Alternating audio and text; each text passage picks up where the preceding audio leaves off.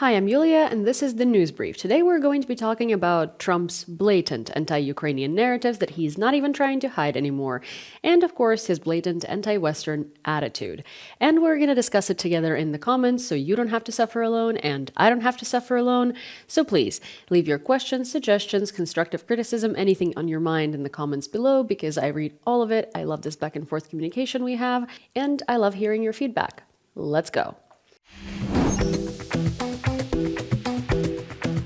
It comes as no surprise after Donald Trump recently started investigations into people that have criticized him that he would start to drop his mask on his rhetoric about Ukraine and really truly show his face as I wouldn't even say he's pro-Russian, he's definitely very anti-Ukrainian. I don't know if you have seen this interview, but recently Volodymyr Zelensky went on 60 Minutes, and in that interview he very openly called Trump out on everything that he has been saying that's a lie, and everything that he has been saying that's problematic. He's also invited Trump to come and visit Ukraine, and that ruffled some very serious feathers. Let's start with the fact that Zelensky noted that he had a really hard time talking to Trump and Vance in the White House row because, well, they called him a dictator. They equated Russian losses and Ukrainian losses, and they equated the struggle of two countries, which was, already a really difficult starting point for a dialogue where Zelensky was hoping to get some understanding. He did say that the shift in the rhetoric in the United States has been profound, and it's a shift in reality. And he said, no, really. The next point that he made was that he's inviting Trump to actually come to Ukraine and see for himself what Putin has done to Ukraine. He said, we're not going to take you on a pre-planned motorcade tour. We're not going to organize a theater. You can drop yourself in any city in Ukraine that has ever been attacked by Russia and see the consequences for yourself while walking around, while trying to do your normal daily business, while trying to sleep and hearing air raids. He said, you can't really talk about Ukraine or talk about deals or negotiations with Russia when you have literally never been here and you have never seen what's happening. So please do come to Ukraine, experience it for yourself. Because no matter what anyone says, and no matter how much people criticize Biden for his slow aid to Ukraine, for the wrongdoings that he has sort of accomplished while being in office, and for how much he has undermined Ukraine's effort to win quickly and win efficiently without as many losses, Biden has visited Ukraine plenty of times. Biden has gone to the Bucha massacre site. Biden has spoken to the Ukrainian people. He has seen the reality. And that's the sleepy grandpa who's decomposing and all that. He had no problem flying over. Trump has quite a bit of problems flying over because obviously he doesn't care. Also, interestingly, and I don't want to make it into like a Trump versus Biden situation because that's not what this video is about whatsoever, but I actually found something very interesting the other day on Twitter. And it was an excerpt of the video from Jake Sullivan explaining why Ukraine hasn't been given Patriot missiles for a long time, for 2 years, which was one of the biggest points of contention as to why wouldn't you give them? Why wouldn't you give Ukraine all of these systems that would allow Ukraine to win?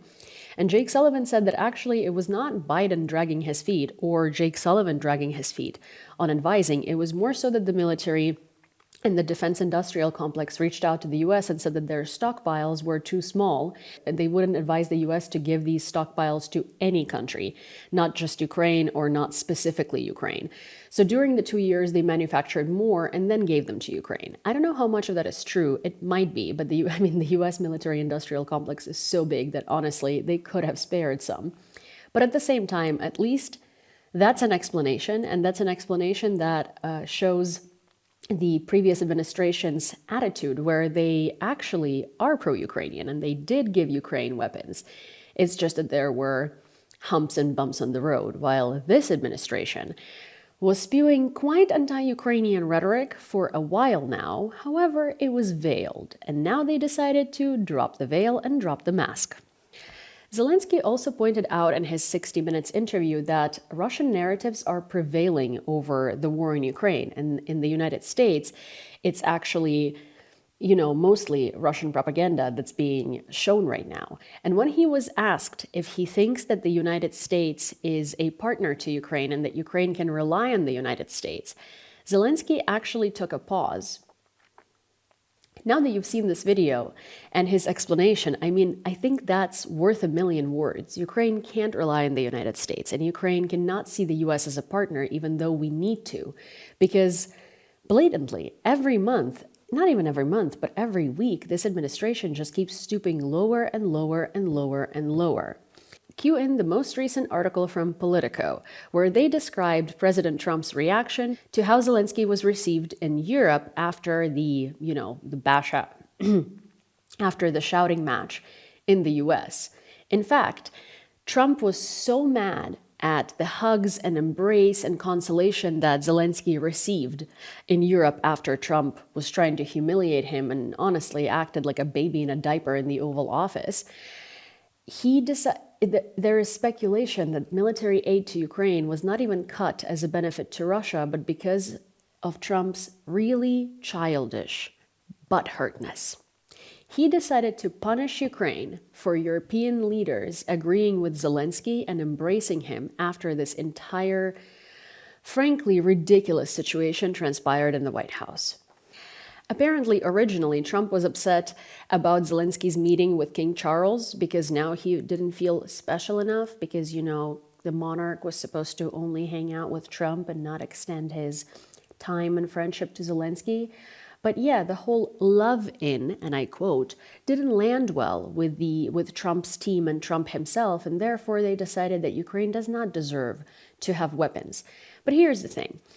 With the information we know now, first of all, Trump blackmails various officials in order to get what he wants, which is evident by his latest move with the United Kingdom. He basically said that the UK, he requires them to get rid of the LGBTQIA protection laws if they want to continue conversations on trade with the United States.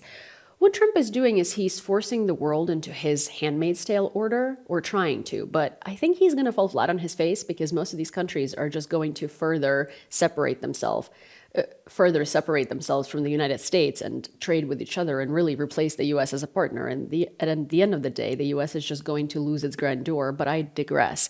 So this is evidenced by a lot of things that Trump does. For instance, you know how Trump was saying that Ukraine needs to start paying for weapons, and if Ukraine was paying for weapons, it would be a different situation, but since it's all a charity case, Trump can't give Ukraine weapons because, again, you shouldn't have started the war, which, by the way, it is the third time that Trump has said that Ukraine started the war and blamed Ukraine for responding to Putin's invasion instead of actually giving up territories immediately. Because, we should have been smarter than fighting someone so much larger than ourselves. Yeah, because that makes a lot of sense. But anyways, Trump basically said that if Ukraine had paid for weapons, it would be a whole different deal because, they don't want to donate weapons and they don't want Ukraine to mooch off the United States, which is how he was trying to blackmail Zelensky into a terrible minerals deal. But again, if Ukraine was buying weapons, it'd be fine. So with that in mind, because of Russia's recent much escalated attacks on Ukraine, Zelensky and the entire political administration of Ukraine basically offered the US $50 billion to buy Patriot air defense missiles because we clearly need a lot more of them in order to avoid deaths. And in light of the recent attack on Sumy and the most recent attack on Dnipro, we really need them. So Ukraine is offering to buy weapons, right? Not a charity case. Well, here's what Trump had to say to that. Clearly, he doesn't care that Ukraine is trying to buy weapons because it was never about the money. It was about wanting Ukraine to lose in his own personal agenda. About the attack on Sumy, Trump said, "I think it was terrible, and I was told they made a mistake. But I think it's a horrible thing. They made a mistake." Russia, they have been making mistakes and targeting civilians with cluster munitions, specifically, which are designed to cause the most damage to people and kill the most people. Sure, they have been making that mistake for 3 years in a row now with all civilian infrastructure, right? It's always a mistake. It's just an oopsie-doopsie. When talking about Zelensky offering to buy Patriot air defense systems that could actually save lives, because, Trump consistently keeps saying that he wants to save lives and this war needs to end, right? Here is what he had to say. He is, Zelensky, always looking to purchase missiles. Listen, when you start a war, you gotta know you can win a war. You don't start a war against somebody that's 20 times your size and then hope that people will give you some missiles. First of all, not give you missiles, buy missiles. Second of all, Zelensky didn't start a war. Ukraine did not start a war. Russia attacked Ukraine, and Ukraine is trying to defend itself. And it's pretty freaking normal to buy weapons with money, right? From like Lockheed Martin, because isn't that what the defense manufacturers are for? They produce weapons for people to buy them, for countries to buy them, for militaries to buy them. But of course, it's not about the money. It's about blaming Ukraine. Separately, Trump said in a post on Truth Social that Zelensky allowed the war to start. President Zelensky and crooked Joe Biden did an absolutely horrible job in allowing this travesty to begin.